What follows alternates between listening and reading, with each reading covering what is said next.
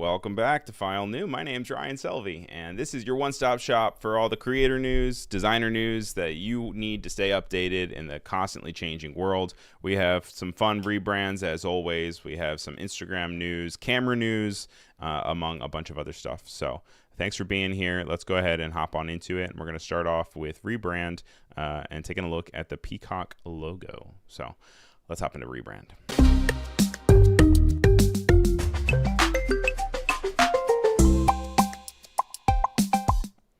So, like I was saying, Peacock, it is the streaming service from NBC.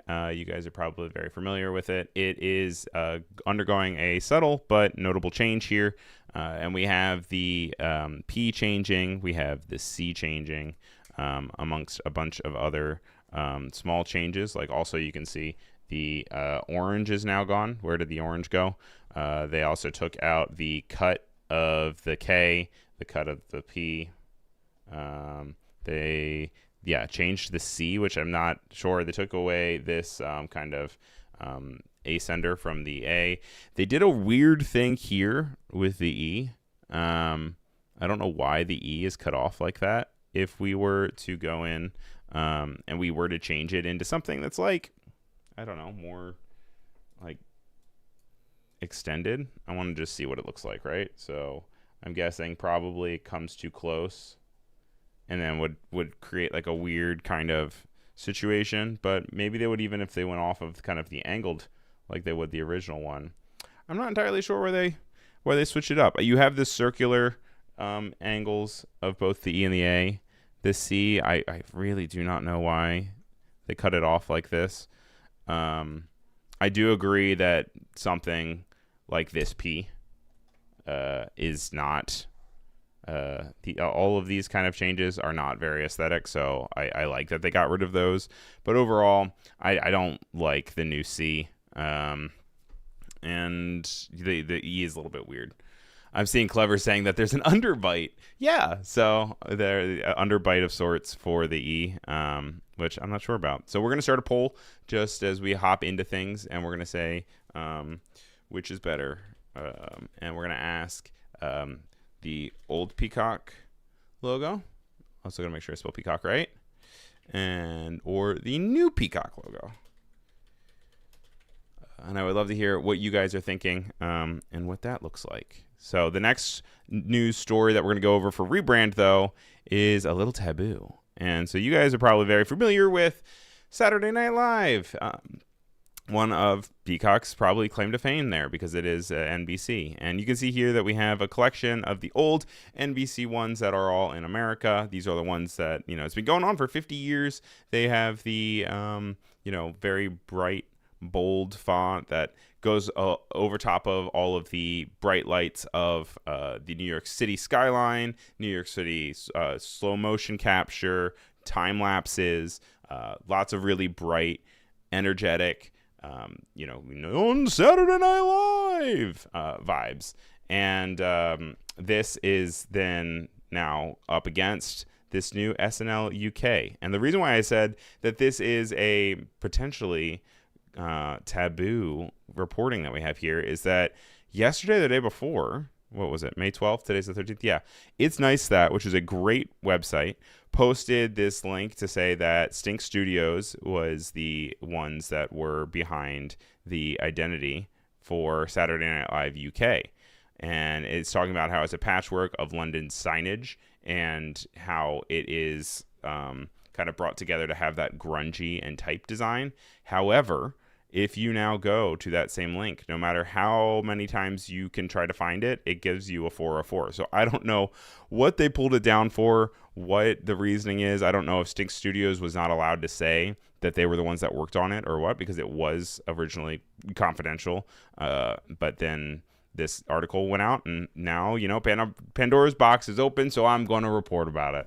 I saw the SNL UK logo, and I really did find it interesting. I think especially when you're looking at it all side by side, you can see that there's this really crazy grittiness to it that is not very present in any of this. You might have some of the grittiness of maybe the texture on top of the letter forms, but the actual edges of the letter forms never have that gritty texture grunge feel like SNL UK does. So it obviously is trying to differentiate itself. It's trying to be its own version of SNL. Another thing I found really interesting was they really leaned into the idea of SNL. It is not Saturday Night Live UK. It is SNL UK.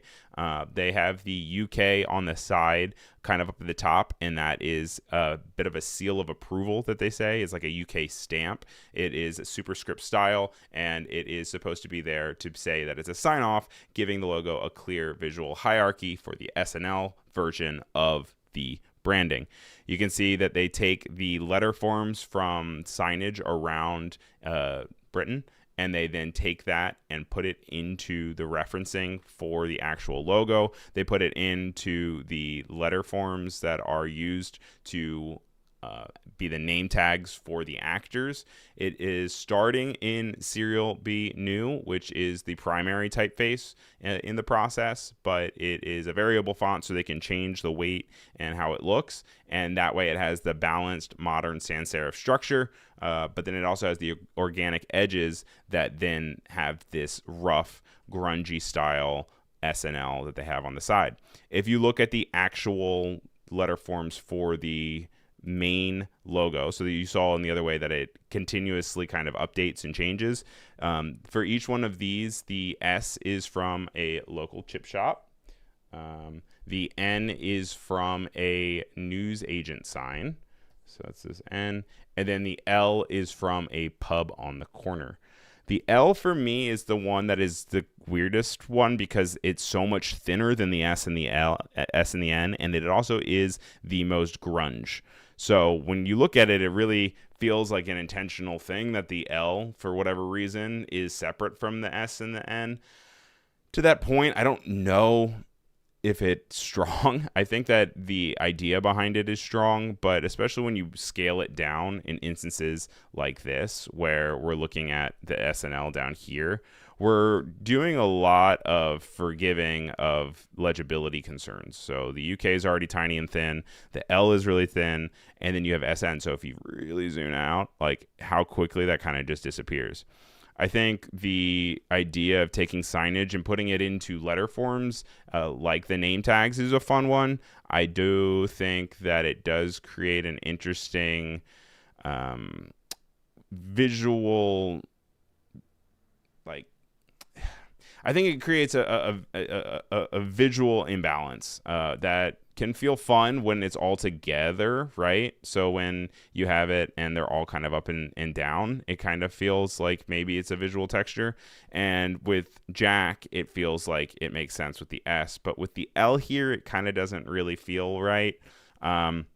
Also, to kind of contradict what I just said, also when you have these being called out, one, like this L here, I was not really even paying attention to as one that was called out. This N, not really called out. The S, what I'm immediately seeing is I'm seeing the N and then this S and then this L and then maybe this N, and I found myself being like, okay, what does NSLN stand for? I am all for not doing just the same old sans serif blocky same thing over and over again and just branding everything so it all feels the same. So I hate to have any criticism here, as they clearly were trying to do something that was creative and fun and gritty. I'm seeing that Nate is saying that UK is gritty. Yes, absolutely. But I do think that there is something here with the idea that, like, it just kind of feels like it's going through some growing pains and is trying to figure itself out. Whereas, like, it might not have the same polish that it needs to, but it is also something that they're trying to figure out. And they're trying to create a good identity for themselves, with, you know, also paying homage to the original format. So, what do you guys think? Are you guys into it? How do we feel?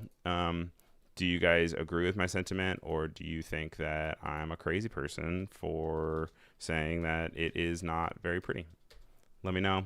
And I'm also going to go ahead and take a look while you guys talk about that to bring us back to the Peacock for people who are joining us a little bit, a few minutes in, for if they want to vote on it, of if they like the old Peacock logo or the new Peacock logo more. Ignore the red lines. That is me doing my thing. For this rebrand, this is more on the emojis side of things. You can see here that there is a new set of emojis coming to Android. Android had a big conference in advance. Not a big conference. It was Android had a, okay, let me start that over. Android had a big video presentation in advance of their Google I/O presentation, which Google I/O we'll be talking about in a second, is Google's big conference where they reveal a bunch of things. This one was very focused on Android as a mobile operating system, and they announced a bunch of different things. But one of the things that they announced was that they were going to be updating their emojis on Android to have this new 3D feel, and they actually are fully 3D rendered realized objects. So technically you can take them and you can spin them fully around. You can see that this is Carl the turtle, and Carl the turtle now has a new 3D lit 3D form that is also going to be available all within the apps. This is all going to be available on Android first on the Pixel and then go from there. You can see that they added even things like transparency and volumetric like shading to then be able to add more form and more personality. I really like the camel. I think the melting one doesn't look as great, but not everyone's going to be a superstar. What's everyone's favorite emoji though? Right now I really am into this melting one, but I also really like, and I don't even know if my Windows machine will have it, but it's that new like inflated one where it's like, and I've been using that all the time. And yeah, no, it's not on my computer yet. But I think they're very cute. I'm seeing Winter saying that it's too cute. Oliver saying making Android's emojis look like everyone else's instead of looking like they're on AOL Messenger. Hey, hit me up on AIM. We'll talk about it and we'll go from there. All right. So we did branding, emojis. Let's do video games. So this is under Rebrand because it is a new character stylization of Star Fox. So Star Fox 64 was a video game that came out in 1997. One of my favorites that I played with my sisters and my dad. And we played it all the time with Fox, Peppy, Slippy, and Falco. Obviously, it is very 1997. This was running on a Nintendo 64. You had these character designs that were very blocky but distinct cartoony characters, and you had each of these characters having distinct personalities that, you know, you had a grumpy one, kind of a naive one. Peppy was the one that's like your father's friend, and then Fox is like the go-getting like Harrison Ford style-esque one. Dino is saying pure nostalgia. Yes.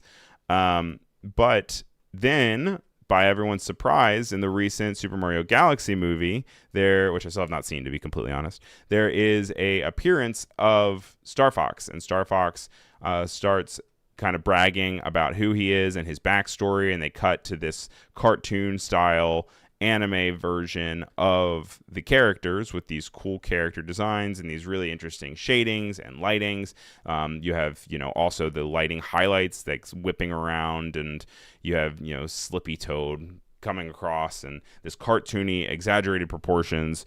And people were really surprised to see that. It looks like it was made by Illumination, which it was. It all makes sense. And it doesn't have to be a one-to-one with Illumination and what it looks like in the video games.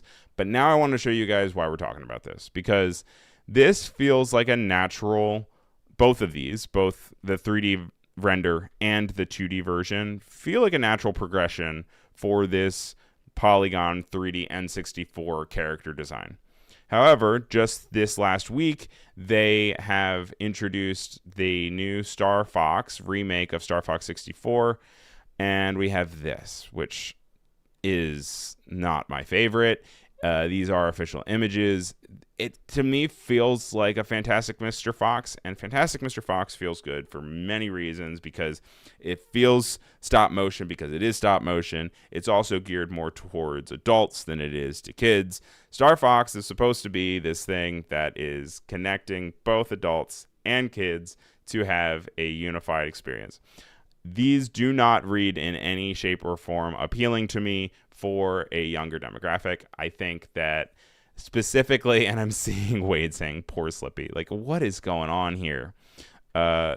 Slippy is the one that's supposed to be like youthful and squeaky and annoying and novice, naive. You know, you have it here with the big old eyes and saying like, Slippy here, I'm okay. And, you know, back then they only had little space to put their head on top of this 3D model. But then over here, you also still have that kind of fun, lovable style.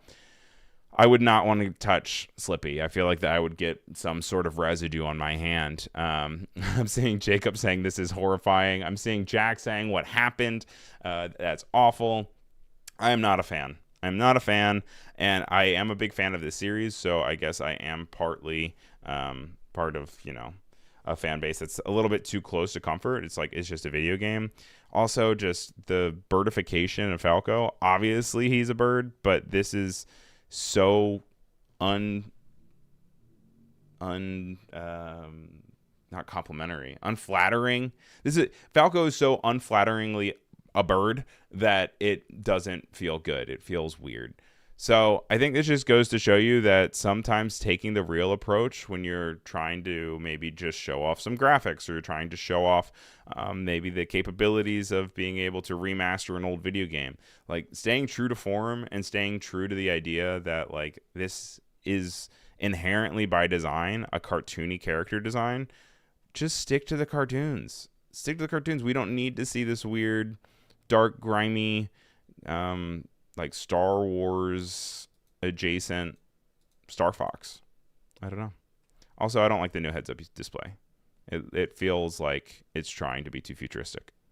But, you know.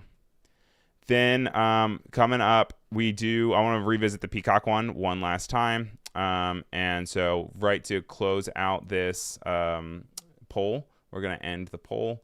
And with 71%, we have the new Peacock logo being the one that is the most popular between the two. While 29% of you like the old version. So, you know, it's still a majority, but that also is not as hefty as a majority as I feel like they would want, you know?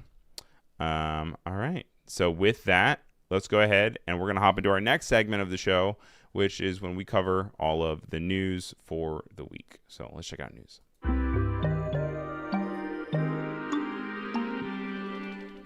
Some social media news. This is a pretty short story. There is a new feature on Instagram with a new caption with every swipe. It says you can now add a caption for each photo or video in your post for a carousel. So when you are working on creating a multi-carousel post with different imagery, you don't have to just create a super long caption. You are able to go through and individually go to every single picture and say, this is this is that. So it can exist as individual carousel pictures.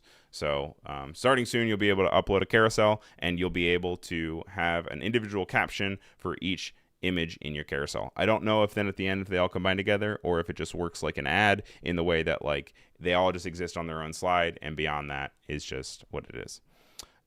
Jacob Harris is saying that'll be nice for carousels. Oliver is saying that's a useful change. Surprisingly so for Instagram.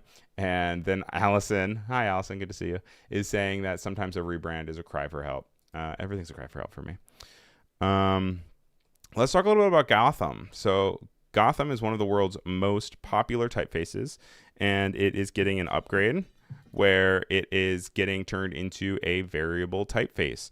This is a little animation of some of the changes that you can see, and you can go all the way from thin hairline all the way up to like a black width or weight. And it says that one of the most popular typefaces in the world, Gotham, has been upgraded by Monotype, and it can now control across weight and width. It was designed by Jonathan Hoefler and Tobias Free-Jones and published by Hoefler & Co. And it's been involved in various elements of global communication since it's launched publicly on January 2001 cover of GQ. It's been used by brands all over the world, including Netflix, Coca-Cola, the United States Postal Service, and Saturday Night Live. And now 25 years later, it enters a new era that enables a new level of creative control and adaptability. I wanted to do a quick showcase of all of the different brands that have used Gotham over the years. Most notably, I think a lot of people really associate it with Saturday Night Live and with Obama, but even outside of that, you have NYU, you have Tribeca Film Festival, Taco Bell, Polaroid, DC Comics, Chipotle. At a point, Spotify also used Gotham. Netflix also used Gotham. It is a very easy to read, very easily scalable sans serif font that is very clear and square in all of its structures. You can see, like, you could draw a square on the H, the O, the P, and the E, and no matter if there's curves in the O or the P, you can still kind of have this idea of just like being able to block off each one. And oops, here we go. You know, you can just we'll increase this width. You can go through, and they all just kind of fit within a box, like a checkerboard. So from here, you can then check that all out. So very interesting to see. I think variable width fonts are becoming more the standard. I think more and more so it'll be weirder when you don't have a variable width for a typeface, whereas like in the past you would have maybe 4 or 5 weights to a typeface. It's getting closer to a point where if you can do the math, you can then make the change all the way from super light to super heavy. And I think it might bring a resurgence of Gotham because of its huge presence. I feel like for a while it almost kind of got poo-pooed for a little bit in the same way that Helvetica did. But now we're getting to a point where it might come back around, especially if it has better use cases with having the ability to have variable width. For our motion designers in the chat, we have the Summer of Sales from AE Scripts and AE Plugins. This is the first week of many. Every single summer, AE Scripts and AE Plugins has a Summer of Sales where they have up to 25% off some of their very popular plugins, and then it cycles through which ones are on sale. This week, until the 15th, you can save on things like Camporama, Color Vision, Overact, Time Machine, Motion Upscaler, Fluid, Light Volume, Foldcraft, FX Launcher Pro. FX Launcher Pro is one of the ones that you can do Alt Space and then you can type in whatever you want. So you can add effects or you can also add transitions or audio effects. There is also some native support where you can set that up in After Effects, but with things like FX Launcher Pro, you're able to then customize it and be able to pull out things that you want to then be able to add and quickly work without lifting your hands off the keyboard. These aren't the only ones that are available on the Summer of Sales. There is a whole selection, and that is linked in the Raindrop. Everything is linked in the Raindrop. If you want to go back and you can check out what plugins are great. I haven't fully gone through all of them, but I can maybe in the Discord kind of highlight what is working well. Let's talk about the Google I/O since we teased about it a little bit earlier. This is Google I/O. I/O is being like the on and off ports of anything that you're controlling. So between May 19th and May 20th, the time of streaming today is May 13th. So that is in less than a week now. So it starts up on Tuesday next week. They're having live stream keynote sessions and more. You can see that with this really pretty animation they have on their home screen, it's going to be covering the web, Android, Gemini, computers, and more. And of course, we will be reporting about it on File New. So if you want to watch it, you can watch it through going to their website, or you can just wait until File New happens on Wednesday next week, and then I can let you know what happened. Going briefly back to Star Fox, because I'm seeing more chat about it. I'm seeing from Dino, it says, hope they change the style of the Star Fox characters as they did with the Sonics, hopefully. Well, this is a video game, not a movie. So I feel like that would take a much heavier lift. And it's supposed to come out in, I think, June 25th. So a little bit over a month. So I would not hold your breath. Will I still be buying it? Absolutely. Will I complain about it? Absolutely. But I am also very excited just to see it remastered because it's one of my favorite games. Let's keep talking about Google, because while they were doing the Android presentation, there was another thing that they announced, which was Google Books. We've talked about MacBooks in previous episodes, so it only is fair to also mention Google Books. You guys might have heard of Chromebooks before, but these are different. These are actual Chromebook alternatives. They're more like a premium style. These are coming out later this fall. They're going to be able to seamlessly work with Android a lot better, and they're introducing a new operating system. So in the past, there's been a little bit of confusion about what a Chromebook is. A Chromebook kind of feels like a browser on a computer, and that's the whole thing. And then you have your Android phone. Then you also have maybe like Windows or Mac OS. This is introducing a new OS that will then be able to work seamlessly with Android, so much so that if you have an Android, you'll be able to run Android apps on the Google Book without downloading them. You can just run them seamlessly from your phone onto your Google Book. So in this example of this user interface, you can see down here, they're running a Duolingo app down here on the bottom. You can see it from this little notification and then the Duolingo, and you can see that on the screen there is this vertical Duolingo window that they can then use and access seamlessly without downloading anything.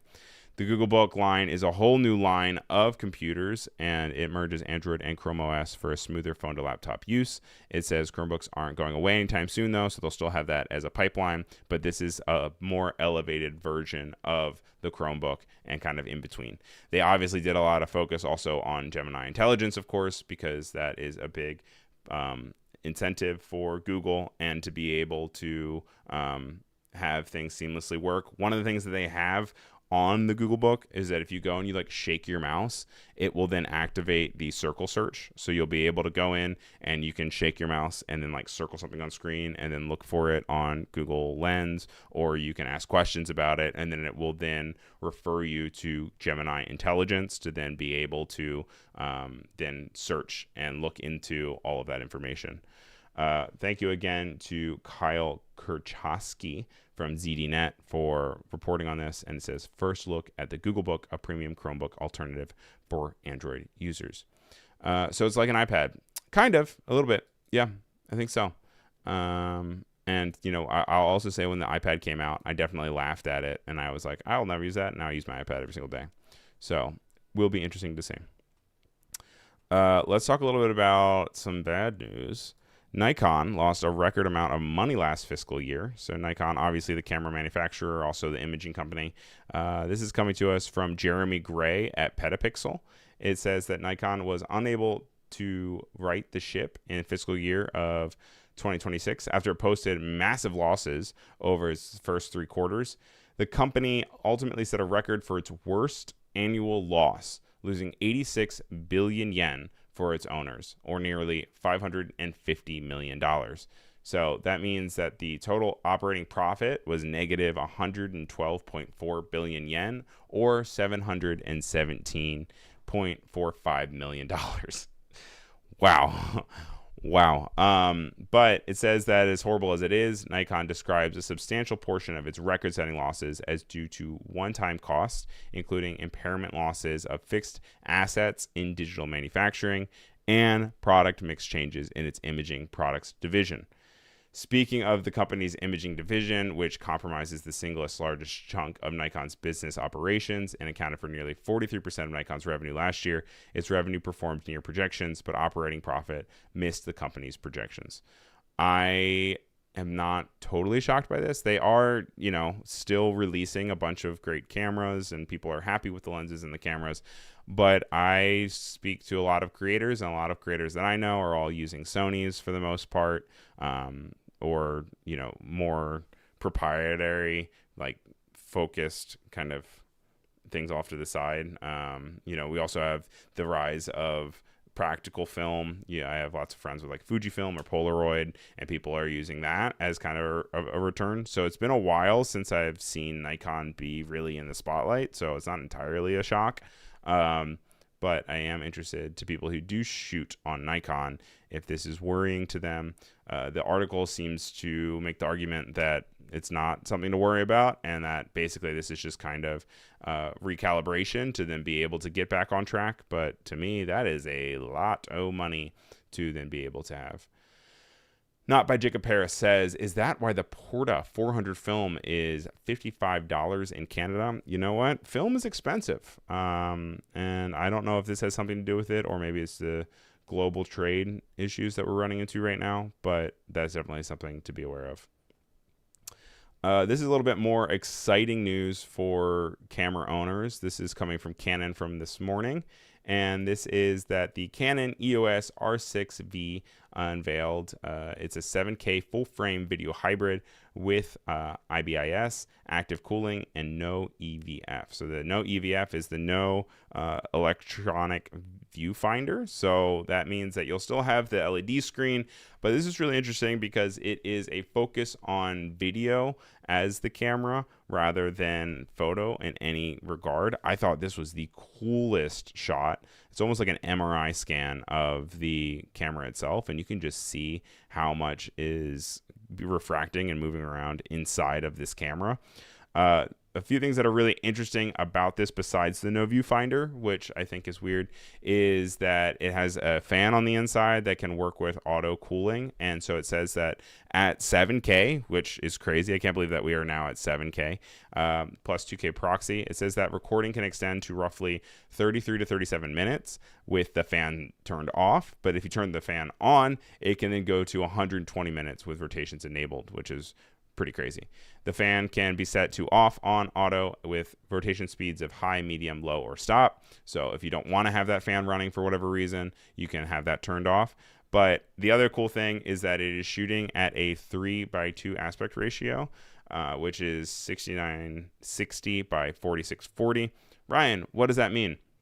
3:2 capture is great because if you think of how you shoot normally, you are normally shooting at like 16:9, 9:16, so vertical or horizontal. And because of the way that the social landscape works, that's not really as helpful anymore because a lot of times you want to crop in, you want to make something vertical that was horizontal, you want to make something horizontal into something that's vertical.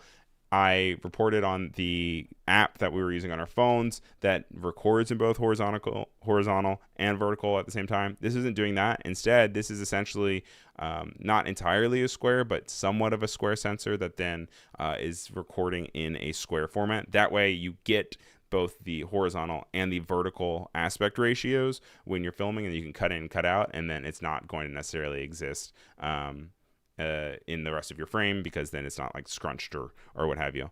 So they then have overlays for 1:1, 9:16, 16:9, 4:5, 2.35:1, and 2.39:1 with two simultaneous markers selectable. So if you wanted to look at it and do that idea of vertical and horizontal, that then makes it more capable and easier to be able to understand what you're shooting to then be able to. Yes, Clever is saying the price is $2,500. She says it's pretty okay, maybe, wow, what a thing. Yes, but it is shooting in 7K. So this is like premier top tier sort of stuff. I mean, look at this little baby down here with the lens on it. Like it is not a very huge camera, and it is so powerful. It says, and Oliver is saying this in here, that it has no viewfinder because of the targeting video where people tend to use the screen, and that they are attaching an internal one to the hot shoe. That is why it also has a fan in it, because that has overheating issues. So if you're somebody who needs to have that, then maybe that's an accessory or something that you can add on, or maybe you can use it. Oliver is also saying everything for Canon is getting more and more expensive. The last thing that I want to call out about it is the fact that it also has a horizontal and vertical mount. So it's focusing on the idea of shooting vertically. I know we were talking about the sensor and it being able to do both and what have you, but if you are predominantly shooting for a vertical format and you want to have a camera that's really nice that is going to shoot in that vertical format, this is already taking that into effect. And not only does it have the tripod connector on the side of it so you can mount it vertically, it also has the UI that will be able to flip and turn to then also have vertical UI. So it's not like everything's just on its side and you're hitting record. It's going to understand that you're trying to shoot vertical video and then have the UI reflect that vertical format. So pretty cool. Also a sign of the times, as Oliver was saying, they're really shooting here for video, not photo. It does not have the both viewfinder and then also the mechanical shutter. So this is all things that it's just like, this is for video people. And I'm interested to see how it sells and to see what people think once they get their hand on it. They literally just announced it this morning, so it's a developing story and it's interesting. Oliver says that it's going to upset the third-party L bracket makers. Yeah, I mean, with any of these, it always feels like there's going to be an upset to a degree. Speaking of super expensive cameras, this is a short story. Leica is quite a flex for camera people. If you have a Leica, it is not a cheap camera in any way. But they also have just released these silver cufflink series, and they are $650 or $800 cufflinks. I'll stick to the buttons on my cheap $20 Macy's white shirt, and we'll get back to it, right? But it's cute. They have one that looks like a lens. They have one that looks like a dial, and then they have one with just the logo. It is obviously for people who are bougie and have their Leica cameras, but also want to have it as part of their fashion. I don't know who I will ever meet who will have one of these, but if you're somebody who wants to have this, just know that it's now available. And I thought the lens one was cute, though, even if it wasn't Leica, if someone just did that. That's kind of like the old coffee mugs that people have of their lenses, Other things that got announced today is the new trailer for the new Leica. Okay, so this was Leica, Leica, and this is Leica, which is Lika, has a new trailer for Wildwood, which is a new stop motion movie coming to you from the people who created like Coraline or Paranorman. When you look at this trailer, guys, it is the most insane. Like, how is this stop motion? I mean, the amount of detail, the amount of fluid motion, the amount of like things that you look at it, and had I not known the production company, I would just assume that it was a 3D made movie that is attempting to look like stop motion, when in reality it is stop motion because it is Leica. And I obviously can't play the full trailer on this stream, but it is absolutely gorgeous. I cannot wait to see it.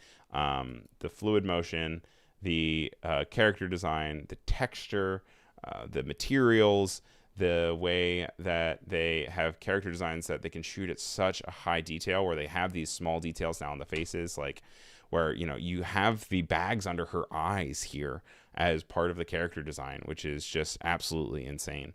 I'm seeing Clever says, I like Leica. Okay, Leica, whatever. Winter's saying it's beautiful. Frida says we all love Leica as well. And I don't know how they're pulling off this frame in particular. If you guys end up watching it, let me know. I don't know if they are blending CGI with stop motion, because they said it's stop motion, but I would be blown away if they're doing these horde of people kind of running down this mountain at such a small scale, if that was not CGI. But I just need to say, like, that if this is stop motion, like, oh my goodness, I don't know how. So make sure you guys check it out. Love to hear what you think. I'm really excited to see it, and it's very pretty. It's also, as a comment on color grading, I know a lot of recent videos, thought pieces, articles are all coming out talking about how colors are getting so boring in movies. It is really nice to be able to see this and be able to say, wow, that is really beautifully colored. It has vibrant colors. They're making choices. They're making composition choices also with the idea of color and what to include and what not to include. And Umacorn says, yeah, it has to be some kind of blend. And Frida says, just wondering, how does animation studios like Leica are dealing with AI? I would be shocked if they used AI. They seem like a company that would very fully be like, we're only going to do it with the physical means of, moving something small and then taking another picture of it. But I don't know. I'll have to look into it. I'll have to get back to you guys. Yes. And yeah, just as a disclaimer here, yeah, it just says production style. It's a stop motion film featuring handcrafted puppets and sets enhanced by advanced technology similar to Coraline and Kubo and the Two Strings. To which I don't know if they did CGI on top of that or not. One last Instagram news story that actually kind of hit just about 30 minutes before we went live today. This is Instance, which we have reported on like a week or two ago because they were trying it out in different markets in I guess they saw a lot of success with it, and the way that now Instagram is going to be adding instants to all the DMs in your Instagram app already as it is. So as you update in the coming week, it will be rolled out to you. This is a new feature on the bottom right of your DMs that poke out here. And what you'll do is you'll take a picture of a like ephemeral moment, and you'll then be able to send it to people. They'll be able to watch it once without being able to screenshot it. And then from there, it will disappear forever. And so this is kind of a take on the idea of Snapchat. It is helping to make it feel more conversational. And they are using this different kind of like squircle to be able to then frame it. And you can then also respond with emojis. But then outside of that, you cannot edit it. You cannot change it. You cannot touch it. You can only shoot. And that is what it is. It still will exist as its own app if you want to have it as its own app. But otherwise, it will just exist in the bottom corner of your Instagram DMs. It will work with people who mutually follow each other or just with close friends. It says you can choose whether you just want to do it with close friends or if you want to do followers who follow back. And then they can always respond and react with it. Tap the white button below the camera to share as many times as you want. An undo button will automatically appear the moment you share an instant in case you want to quickly take it back before it gets shared with your friends. And it will show up as a stack in the bottom right corner. So interested to see how this goes. Interested to see how people use it. It might be one of those things where you see how it works. It says more ways to use instance. It says your shared instance are saved in a private archive, so you can always revisit them for later to see if how it was for the month. You can see here you have today and this week. And then you can also add a recap to stories if you want to then later take those instants and then add them to your story. It also lets you snooze, which means that you can hold down the stack of instants by your inbox and swipe right to temporarily stop seeing them, and you can bring them back by holding down the same spot and swiping left. But interesting to see them test something out and so quickly roll it out to everybody. As with any new feature, I'm sure we'll see a lot of it going places. How are we doing on time? Oh, it's 44. Okay, cool. We're doing pretty good on time this week. I have one really weird hyperlink to show you guys. So let's go ahead and hop into hyperlinks. This is where we find fun websites around the internet.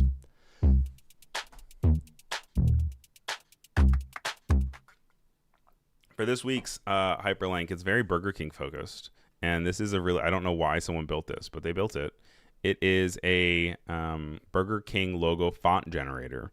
So in case you're interested in making a Burger King font logo of whatever you want it to say, now is your chance.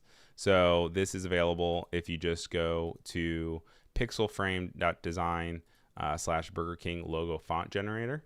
And you can see here that if we pull it up, it will then give us this little area. We can cycle through how we want it to look. But let's do File, New, and we'll put Ryan Selvy down here on the bottom. And we'll generate it. And look at that. And just like that, now you have this nice Burger King identity, but now it's File, New with Ryan Selvy. You can then also switch it up if you want so that it looks like I'm selling burgers. This actually does make me want a burger though.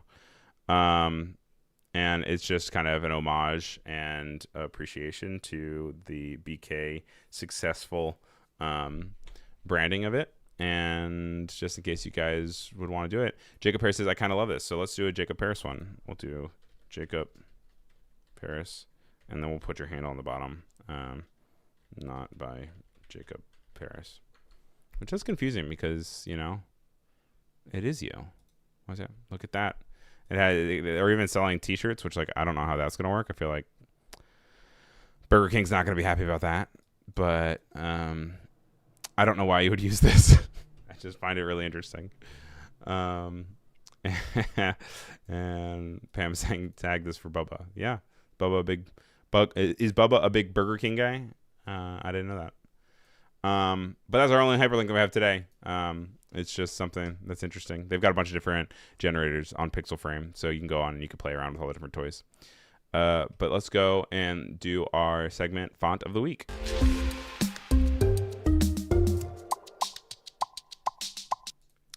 Every week for Font of the Week, we vote on 3 different fonts to see which one you guys like the most. They're selected from the fonts section of Adobe Fonts. This week we have Catalpa, we have Redaction, and we have PD Everyday. These are our 3 options. I'm going to go ahead and I will start up a poll for you guys in the YouTube chat, and then the winner we will then put in the Hall of Fame for the raindrop, and we'll crown a winner. So I'm going to go ahead and hop over onto YouTube, and we will go to start a poll. I will put a little crown, and I will say Font of the Week. And this is a Catalpa. It is a redacted. And it is a redaction. Or this Painterly PD Everyday. So as that runs, I'm going to run through each one of them, and we'll talk a little bit about it, and then we will declare a winner. So for our very first one is Catalpa. That's such a weird one to say. Catalpa. It was designed by Jose Scaglione and Veronica Burian from Type Together. We've definitely featured Type Together before. It says that it was made to be an overwhelming headliner, like the quirky and hulking wood type that inspired it, with only 4 thin and 4 heavy weights. Being a display family is a single-minded purpose. It is heavy, it is big, it is large. There are examples, they're definitely showing it in very weighted, heavy instances. You can use it for now showing. The show must go on. But if you wanted to, you could also make it super tiny and thin if you'd like to. And you have this real flexibility to be able to flip between. And what is the gap between the P and the A? Was that for the Burger King one? Oh, maybe not. Who knows? Then we also have Redaction. The reason I picked this one is because this one is real chunky and gritty. This one was designed by Jeremy Mickle from MCKL. And you can see that it is a serif font that has all of the regular wonderful serif things that you would expect from a serif, but then it also can get into this really chunky and distorted version of itself. It can look like it was coming from a scanned, like a black and white scanner that is going to not be able to deal well with the grays on the in-between. It says that it is used because it was originally a custom typeface commissioned for Titus Kapar and Reginald Dwayne Betts. And the redaction collaboration at MoMA PS1 is about the unconstitutional cash bail system. And it says the fonts take inspiration from U.S. legal typography, including Times New Roman and Century Schoolbook. There are special bitmap versions of the fonts referencing the degradation of documents in the legal system. The fonts are free for personal use. And they're also for commercial use when you have them on fonts for Adobe fonts, and you can see here that they can all be put side by side and they still have the same letter forms, but then they have this fun distorted rescanned degradation that they were talking about in the description. I mean, it can go all the way down to here where it's like barely legible at a point. Same with kind of like this bitmap crunchy chewy one. I just think it was really cool. My favorite personally is when it is like this italicized crunchy one. It feels really like that it was scanned 1,000 times and then re-uploaded and then tried to be optimized, and you kind of result in this, but then you can just type it straight out. Let's see here. Can I even type it out on, I think that there might be a way that we can do it here, right? Yes, you can. Look at that. We can say file new. I'm going to go here. We can explore the different redactions. I want to see if we can find the one that I really like, which I believe is this one. Yeah, that's cool. That's cool. I like that. Ryan Selvy. And it looks like it was destroyed. which is like how funny we've come full circle. You no longer want to have things. And then our very last one is PD Everyday Regular. And this is a scripted painterly vibe one. It says, get scratchy and dirty with this graffiti-inspired script typeface. Every day captures the energy of street art with expressiveness and a little bit of scratches. The digitization of handwritten fonts is inherently a sensitive digital reconstruction. It is not easy to determine the degree of defects, so the typeface is well drawn but still has believable messiness in some details. Every day is a reflection of the cheekiness and roughness of dry strokes with a used felt tip marker that occasionally drops ink or doesn't make a perfect stem. You need to push on the marker quite a bit when writing because it's already written out, and the speed and haste will also show itself in the slight bending of the stems or its sloppy finishing. Everyday font looks better in a tight fit. Characters merge, collide, and bind into each other, and they all naturally do when handwriting. Lowercases have a higher X height, which is especially better for writing with a sweeping gesture. I've also added small capitals to the glyph set for titles and headlines. And you can see down here, this was created by Petra Dosekalova from the Petra D Type Foundry, and it's very pretty. It's very nice. It feels very handwritten, just like they were saying. And it has some of this negative cutout in the middle of the letter forms to also be able to make it feel like your letter marker was streaking.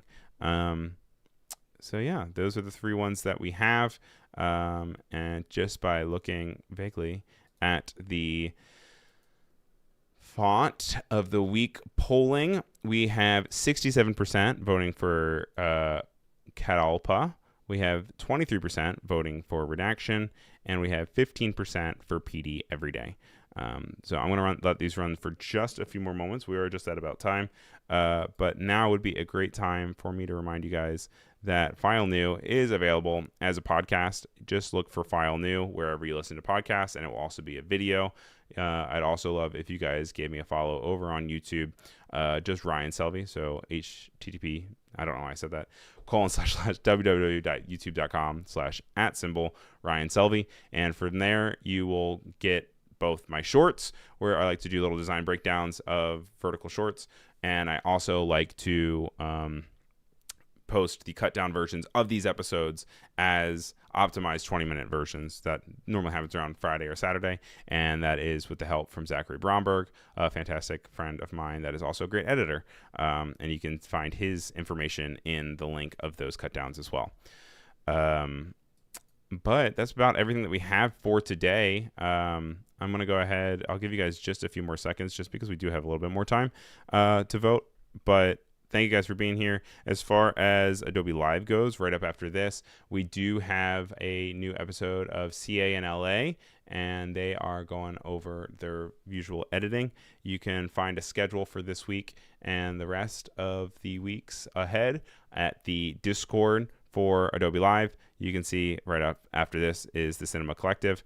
Tomorrow we have a bunch of different stuff like On the Spot. And then on Friday we have TikTok streams as well and Feature Friday. So make sure you join that Discord. You can hop into the File New section where you'll be able to get notifications when I go live. Oh, this is also from this weekend when we were in Times Square, which was really fun.